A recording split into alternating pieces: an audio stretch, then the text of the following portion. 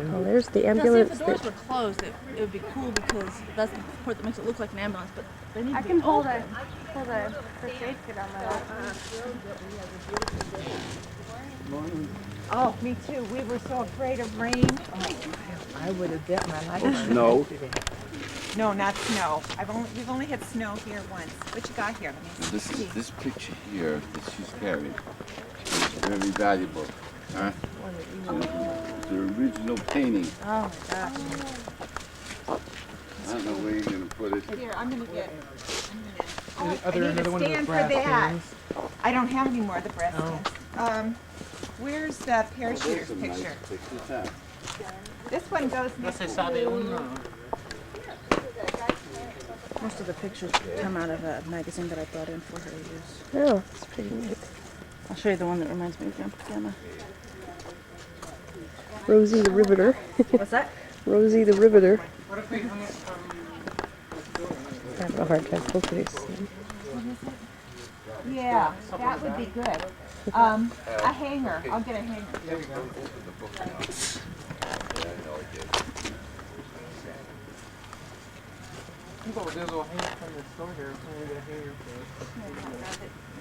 Well, okay, whatever, so long as it's, you know. This is what Miriam spent 8 hours working on yesterday, is cleaning out this old ambulance.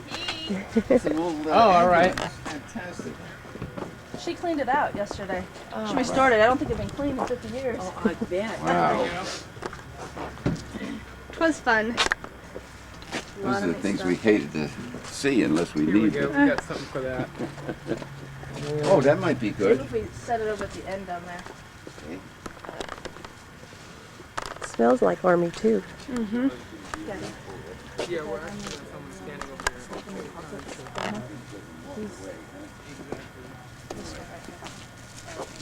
Oh, it's gonna be fine. I remember. This is all Army stuff here. This is gold. He what? Here.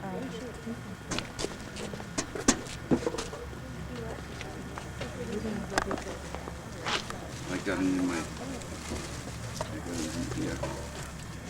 That little cannon out there that Keith Get in there. deposited out there yesterday with backhoe.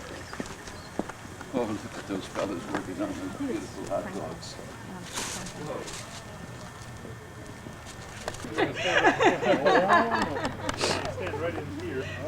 Oh, yes, do. It's really hard to see the... Last time you said that, you told me at the donut shop, and I went up to you, and then you acted like you didn't even know who I was.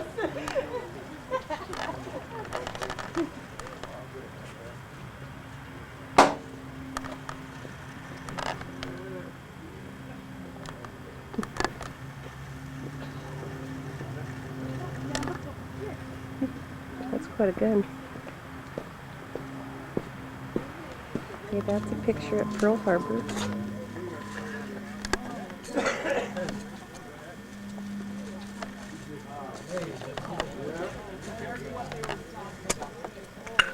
I missed my pocket. I'm sorry.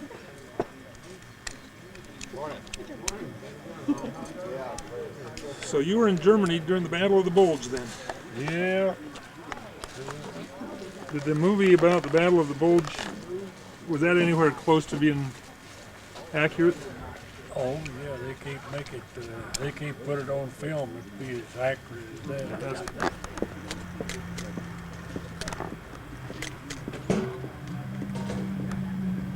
I've been reading a lot about the Battle of the Bulge lately, and it just, no way. The people couldn't stand to see that.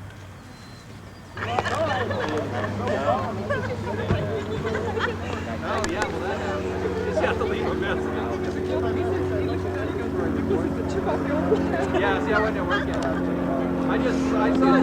Okay, we're on. We're here on Veterans Day, November 11th, 2000, to honor my dad who served in World War II, and to also honor those like my mother and my aunt and others that served in the homelands here and is with Rosie the Riveter, and we're really excited to do that today. I would just like to say that it's kind of an honor for me to be a part of this, as I wasn't able to really be a part of that era in history. But at the same time, it's been a pleasure for me to be able to work here at the mortuary and the cemetery and constantly be in charge of keeping the markers and the area in which our heroes and veterans are buried looking sharp and looking as they would have it look. And it's also been an honor for me today to remember them and honor them on this Veterans Day. I'm just very thankful for all the people that served in not only World War II but World War I, and fought for not only our freedom but everybody's freedom worldwide. And I think it's a great honor to be a part of this, and it's exciting for me to meet so many veterans that have served and hear the stories that they've told. And I'm just really excited, and I hope that when the cannon goes off we don't go deaf. That's all. Am I on? Okay. I just want to say that I had the great privilege of cleaning the World War II ambulance, and it was very fun being able to go through all the different things that were in there, the old canteens and helmets and stretchers, blankets, and each different thing had a different story to it, and it made me think about what people were in those ambulances that had served for us, and it was pretty fun. And I'm excited for today, Veterans Day 2000, and to listen to the few speakers that are going to be talking, the veterans, and for the big balloon release. The end.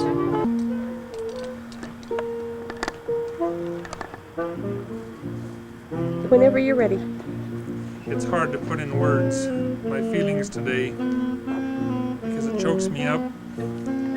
Every time I look at the sacrifices that were made for the freedoms that we so much take for granted. And I highly appreciate those people who selflessly fought in all the many theaters and the invasions and served as prisoners of war so that our freedoms would be protected here. And my heart goes out to all the family members who worked on both sides of the ocean to make the World War II and the other wars beneficial for us. And that's all I can say without crying, so Okay. Well, thank the you. band is warming up in the background. So it's time for us to go get our places. Okay.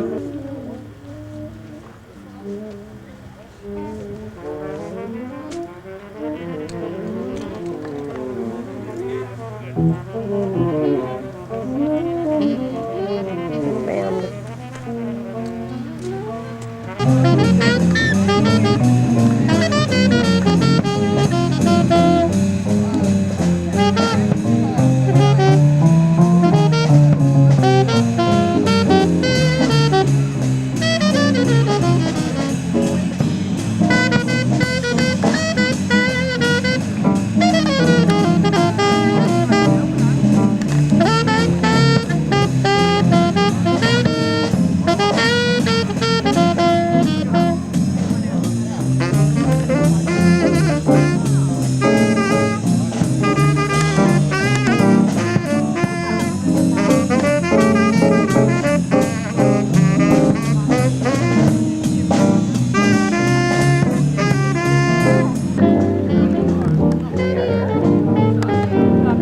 Putting the mortars or shells or something, whatever you call it. I didn't have any breakfast, so I had one of those. There they are.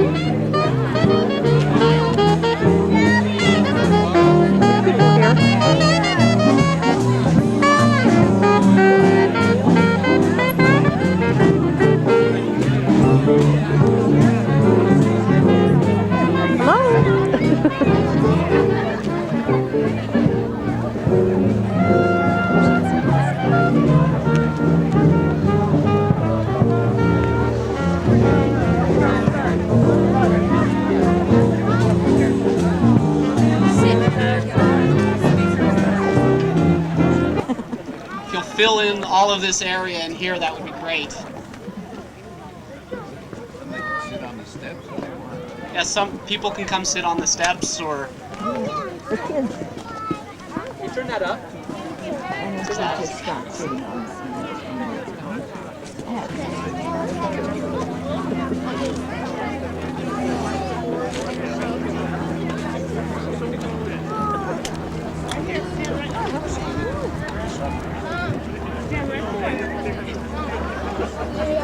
Thank you all for being here today to help us celebrate freedom by commemorating the sacrifices that have been made for the preservation of such freedom. I'd like to express my appreciation for all those individuals and to all the individuals who have contributed time and materials in helping this event be successful.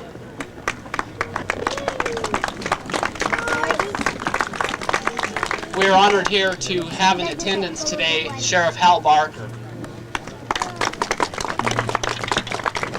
We're particularly mindful of the veterans who are here today, especially those who are veterans of World War II. As most of you know, we are gathered to raise funds for the World War II memorial that will be constructed in Washington, D.C. We're glad that these veterans are here and would like to honor them with our applause.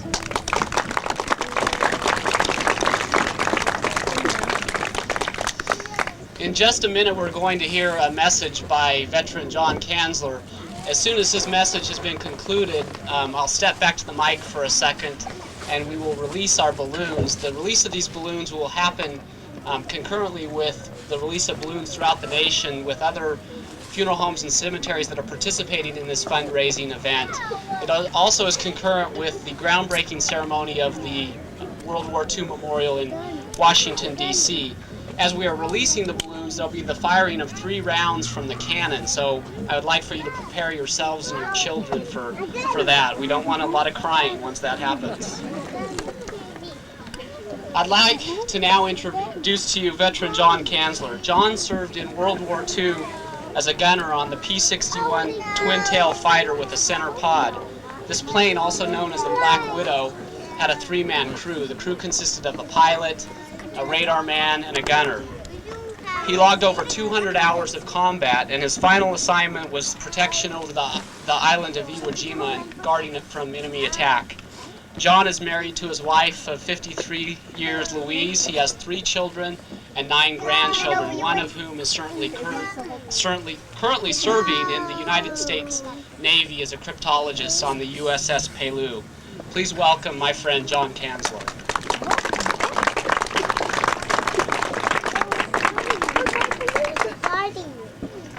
Thank you, Dennis, and I'm especially proud to be here today. I never thought I'd have this opportunity to speak to people on Veterans Day. It's a very soft place in my heart. I thought I was going to wing it today, but last night I said, no, John, you better write it out or you'll foul it up. At any rate, God bless America, land that I love. Stand beside her and guide her with a light from above. Hopefully that light will shine brightly on Florida. In my 77 years, I have watched the American democratic process that all here hopefully participated in this past Tuesday. All the veterans, past and present, dedicated their lives that this sacred right of liberty would continue regardless of the outcome. And now I'd like to tell you about how important your vote is. One single vote. Many of you have heard this through the past years, but I want to go over it. In 1645, one vote gave Oliver Cromwell control of England. In 1649, one vote called Charles I to be executed. In 1776, one vote gave America the English language instead of German. In 1845, one vote brought Texas into the nation. In 1868, one vote saved President Andrew Johnson from impeachment. One vote. In 1875, one vote changed France from a monarchy to a republic. In 1876, one vote gave Rutherford P. Hayes the presidency. One vote. In 1923, and that's an especial good year for me, I was born. But anyhow, one vote gave Adolf Hitler leadership of the Nazi Party, and I'm not proud of that. In 1941, one vote saved selective service, just weeks before Pearl Harbor was attacked. When the count is finally completed in Florida, will this election be added to the above list? One vote. All of our votes are important. Exercise that freedom right.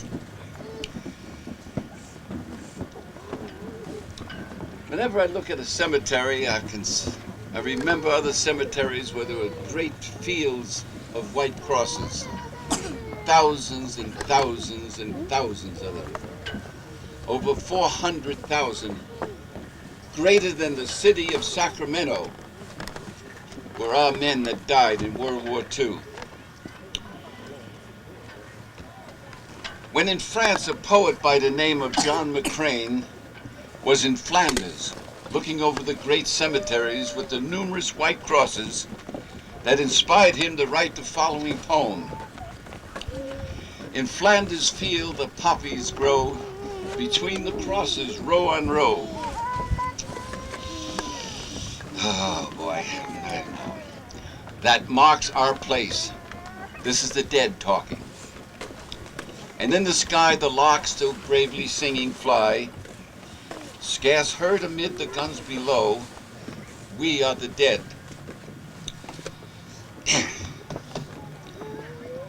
Short days ago, we lived and felt dawn, saw sunset glow, loved and were loved, and now we lie in Flanders field. This scene was repeated all over the Pacific, especially on Iwo, where I was stationed as a gunner on a Black Widow P-61 night fighter. After witnessing the slaughter of thousands of our brave young Marines before the island was secured, me and the rest of the night fighters vowed that we would do everything we could to protect the island from any sneak attack on the island while the men on that island slept. We were happy to report that not one enemy aircraft penetrated to this island. One day, shortly after the Marines told us that the island was secured, the Marines had a way of doing this every now and then. Say, don't worry, it's all okay. Before we were ready to fly on our nightly mission, we heard a large group of men singing the Marine song, from the holds of Montezuma to the shores of Tripoli. And then all hell broke loose. The men were Jap soldiers, dressed in Marine uniforms, tossing hand grenades into the two-man tents where the daytime fighter pilots slept. A gunner friend of mine from Texas grabbed a BAR, which is an automatic rifle, and he handed me the boxes of ammunition and said, keep feeding it to him. I was down in a foxhole, scared spitless. There was guns all over the place.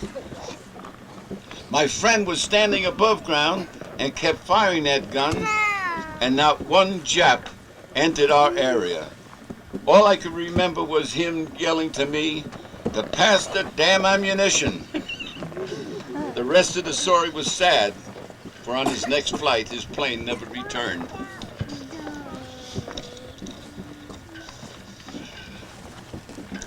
The real heroes of that last battle in the Pacific were those thousands of young men who laid down their lives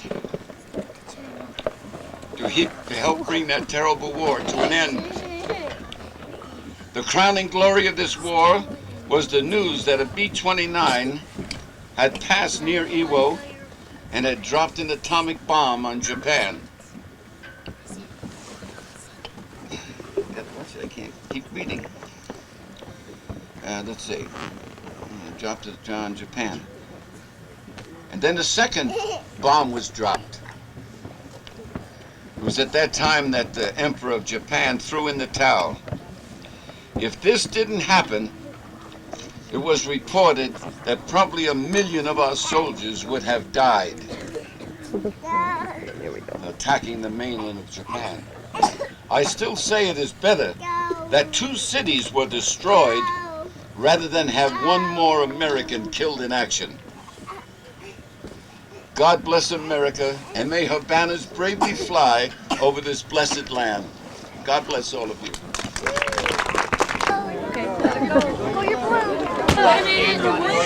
Thank you all for being here today. Well, it was nice meeting you. Well, thank you. Very nice Thank you very much. This is your husband. Yeah, he'll get it. Thank you very much. You're welcome. It's nice sitting next to you. Same here. See you next year.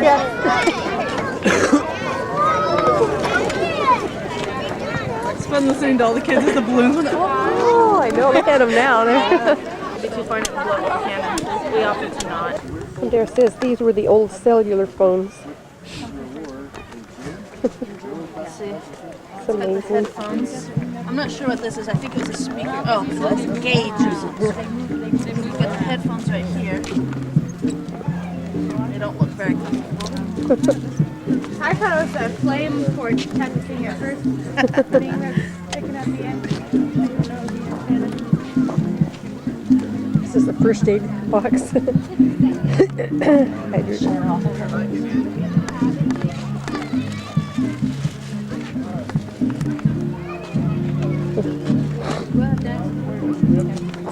Duffel bag.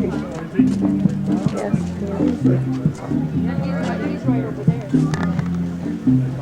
These come out. Oh. And then this lifts up. And then Oh, I there's see. a storage compartments down underneath. On both sides. And there were lots of spider webs. Lots of spider webs. I can't believe how much better this looks. Did you see the front seat, Mama? I don't think the siren is actually, you know, classic. Here, I'll take it out because I need a classic.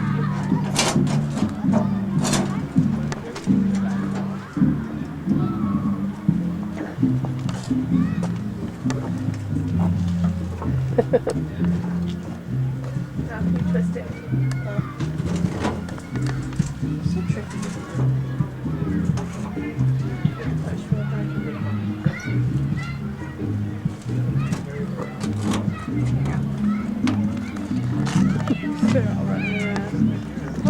I saw this. I thought of your what was its name? Geronimo. No, Geronimo looked quite different than this, but same era probably. Wait, I took it back. Scotty, stand. See that before that old saddle? The old cavalry.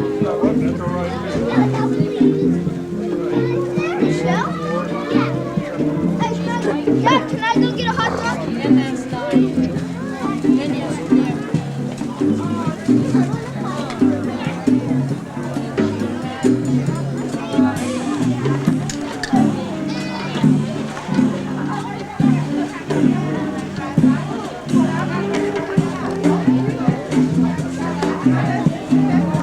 What a nice band, nice jazz band.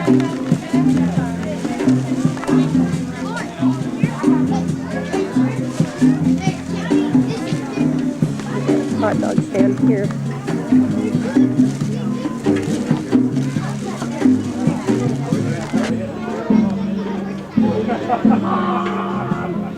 It's supposed to be President They hold on Roosevelt's to the deer side. draft Bum, ba-dum, bum, ba-dum. of when World War II, Pearl Harbor.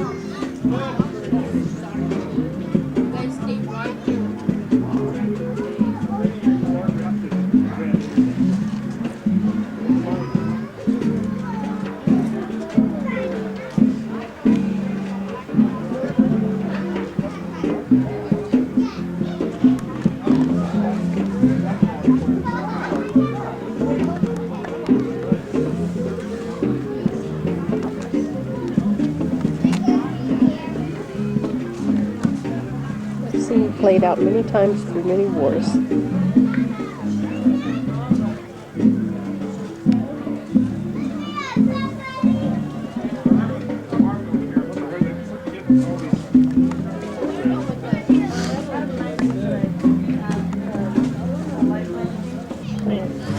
That's the guy that spoke today. Can't focus very well on this.